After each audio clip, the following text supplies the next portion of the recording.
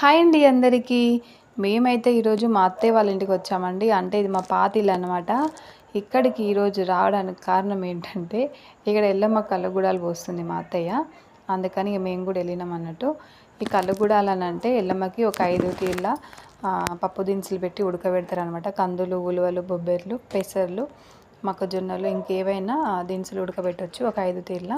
ఇంకా కుడుములు కూడా చేస్తారు ఫ్రెండ్స్. కుడుములు అయితే ఖచ్చితంగా చేస్తారు ఎల్లమ్మకి. మెయిన్గా గుడాలు, కుడుములు చేస్తారనమాట ఇక్కడ. మాకైతే ఇక్కడ ఎల్లమ్మ బయట ఉంటుంది, లోపల ఉంటుంది, బయట కూడా ఎల్లమ్మని ఇట్లా ఉంచుకుంటామన్నమాట. బయట ఎందుకనంటే బయట మనం కళ్ళు శాఖ పోస్తాం కదా ఎల్లమ్మకి, అంటే లోపల దేవుని ఇంట్లోకి కళ్ళు అవి తీసుకెళ్ళాం కాబట్టి బయటనే ఉంచుకొని అమ్మవారికి మేము ఇట్లా కళ్ళు గుడాలు పోస్తాం అన్నట్టు.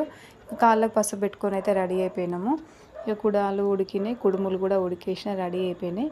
ఇంకా అత్తమ్మ ఇక్కడ అన్ని నైవేద్యాలు అయితే పెట్టేసింది. ఇంకా మా కుల దైవం వచ్చేసి బీరప్ప దేవుడు అండి. ఇంకా ఇక్కడ మాకు లింగాలు ఉంటాయి అవన్నీ. ఇంకా అత్తమ్మ అయితే కొబ్బరికాయ కొట్టేసి ఫైనల్గా అయితే ఒక పొద్దు అయితే ఇడిచేసింది లోపల. ఇంకా నేనైతే బయట ఎల్లమ్మ దగ్గర ఒక పొద్దు ఇడుస్తున్నాను.